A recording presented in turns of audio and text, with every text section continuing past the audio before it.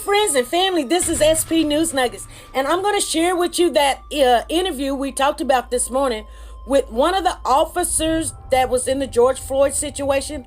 Well, his sibling made an interview, and you guys, we've got it. And I wanted to share that all the officers were not white officers.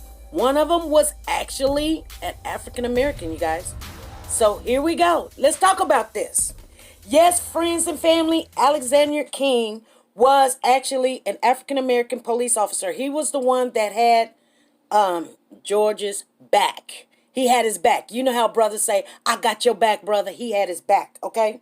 And he was African American. Anyway, you guys, this is how they were training him. And I guess since he's got in there and he was fitting in, we talked about it. But I'm just going to share the interview with you guys. I'm not going to say anything else. And I'll see you guys tomorrow evening.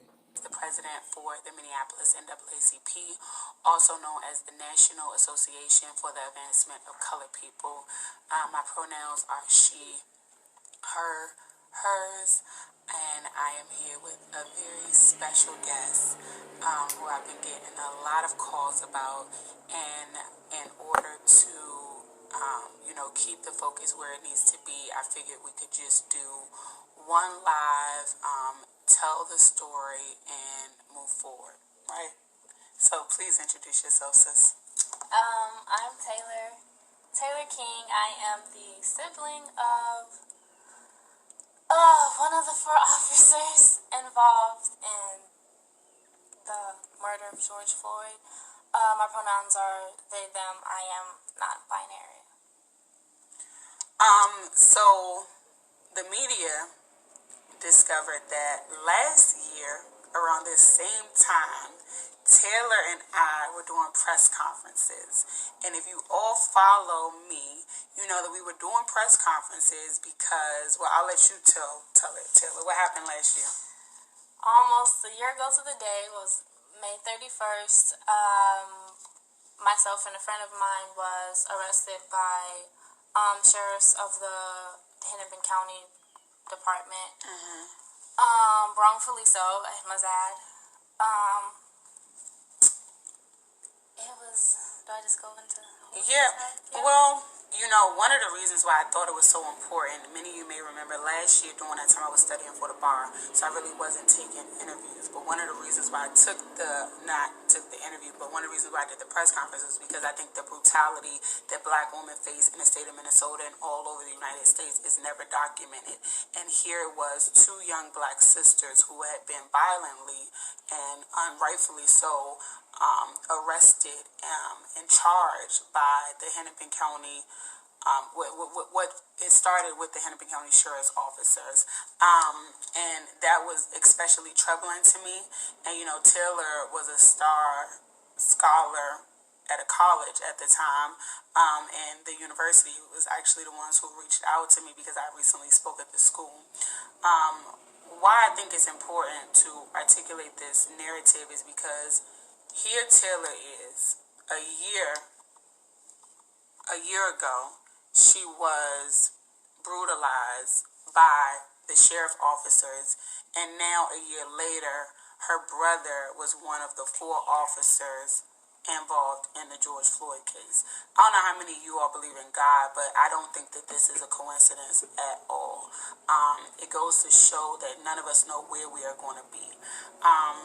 So let's get into this a little bit, right? So many of you may have not realized that one of the officers involved in the murder of George Floyd was actually a black officer. And why this is important is because a lot of the time we think that race has a lot to do with it, and race to me has a lot to do with everything, but there's something called the blue shield, right, where officers protect officers because of the color that they wear on their badge, and to be honest, it's quite frankly more like a gang, and it shouldn't be. It should be that we stand on the side of morality and that we are courageous when people are doing wrong. Actually, police officers have a duty to intervene when they see their fellow officer doing wrong.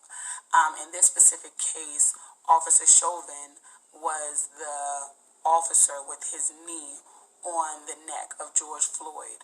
And he, in my opinion, he really failed these other three officers who were involved in the situation, but also all four of these officers failed George Floyd, because had just one of them, even one of them, had stood up and not just said something, but had actually done something about it, George would be alive today. And so media has been reaching out. They've made the connection that Taylor and I know each other, that last year we were actually advocating and getting her charges dropped from her being brutalized by the Hennepin County Sheriff Office. And now here we are a year later, and her brother is one of the four officers involved. One of the things that I do want to say about Taylor's brother, because I do think that this is important, Officer King? So Officer King, he was a new officer. He actually just joined the force and had graduated from the academy in December. Officer Chauvin was his training officer. He was the most senior officer involved. That's why I say he failed the other three officers involved in this case. But the other three officers also failed George Floyd. Why I think this is important is because a lot of times we push the narrative that says, be the change that you want to see. Don't complain, activate, like I say. Become an officer, right? And maybe Officer King thought that he was doing the right thing by becoming an officer, and that he was going to uphold the law, and that he was going to be able to make a difference. And sometimes we find ourselves in situations that really define who we are as a person. And just how we talk about we want America to get their knee off of black people's neck, we also have to really push the agenda with black people to realize that white supremacy can work through any of us and can work through all of us. And a lot of the time it does. And not just when we are officers, but in corporate America, when we are in schools, when we are putting our knees on the neck or the back, right? So if America has their knee on our neck, as Officer Chauvin had, maybe we have our knee on the back, right, of our fellow black brother, which is not okay. But I also want to say that this is a systemic issue, that there's a culture that needs to be shifted, because if we're telling black officers to go to the academy, become officers, and then they're being trained by incompetent, racist, shady officers like Officer Chauvin, where is that going to lead them? Because too often workers are there to work. You know what I mean? How often do you all actually speak out about injustice that you all see every day? So it's easy to say what we would do, but I've witnessed a lot of people who I think are very confident and very outspoken not speak up in uncomfortable moments. And I think that this is a learning opportunity for each and every one of us to speak up when things matter the most. Personally, I do think it should be considered that Officer King was a new officer and that he was trained in by Officer Chauvin, and I pray that this brings some systemic change. But the reality of the situation is, and I can't reiterate this enough, Officer Chauvin, he failed those three officers because he was the most senior officer on the location of the murder of George Floyd. But those three officers failed George Floyd by not intervening. Right? So I wanted to put that out there. This is the one and only time that me and Taylor are going to be talking about this.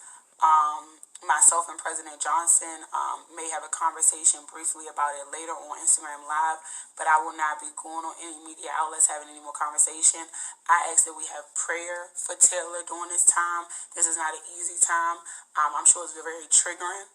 And I don't know if you want to say anything else, Taylor, but I'm sure that this is very triggering, that just last year she was being brutalized by the police, and now this year, like literally the memory just came up with us doing a press conference. Literally a year later, now reporters are reaching out to her because her brother was one of the officers involved in the murder.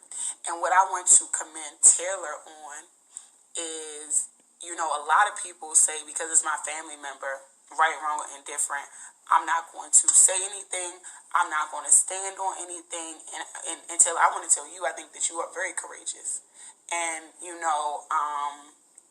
I really just appreciate you and your willingness. And mind you, me and Taylor just talked today. This was not pre-planned. I didn't wake up this morning thinking that we were going to have this conversation, but it's a conversation that needs to be had because we need real transformation. right? Black bodies have to stop being murdered by police officers. We have to stop training in this culture of silence and where we perpetuate injustice. And that we have to realize that white supremacy works through all of us. And I'm sure we can all know a black teacher that allowed white supremacy to work through them, a black person in corporate America at your job that allowed white supremacy to work through them, and police officers that allow white supremacy to work through them, even when they are black. And we have a duty and an obligation to stand on the side of what is right. Right?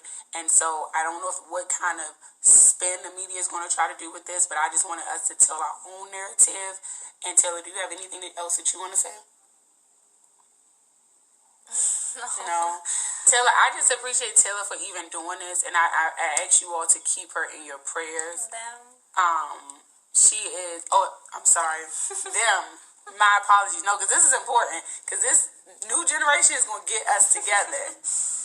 Taylor, them, is going to really help push the needle forward, and I just appreciate you for your courage, Taylor, and I love you a lot.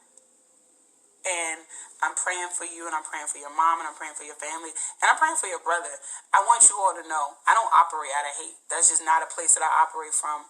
I have a lot of compassion, and, we've been out patrolling the north side, and one of the things that I think has happened from that is that a lot of the brothers are starting to have more of an understanding of police officers, right, and the fear that they have for their life sometimes by putting their lives on the line.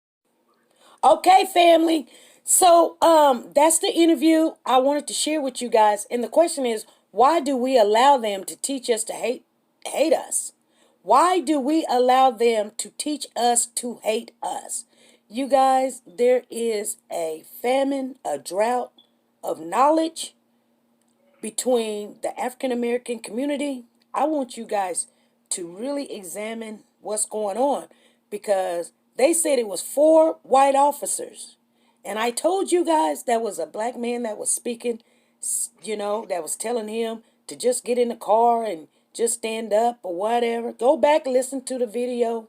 You guys got it, and we've got it on our page, so go look for it, find it. But the question is, why are we allowing them to teach us to hate us? Because this Alex King, he was only on the job for 4 days. And Derek Chauvin was a superior officer that when was asked to turn him over, he said no. And I guess this is what we do. This is how we treat certain type of people. So this is what he was being taught. Now, I do want to say this before I get off of here. Alex King wanted to become an officer so these things wouldn't happen. He thought if he became an officer that he could make a difference. And I was wrong about something, so I need to correct it. He was not holding his back. He was holding his legs. So I want you guys to know all the facts and all the details so that you can weigh in. And I will see you guys on Friday evening at 5 p.m. Bye. Dear listeners, are you looking for authentic design from brands like Louis Vuitton, Prada, Coach, Gucci, Michael Kors, and so much more at a price that you can actually afford? Well, let me introduce you to Nora's Authentic Designer handbags, shoes, and accessories, where we have designs to meet all of your needs. All items are 100% authentic, brand new, and being sold at prices you don't want to miss out on. Find us on Tradesy.com, at Nora's 915, or email us at norasauthenticdesign@gmail.com.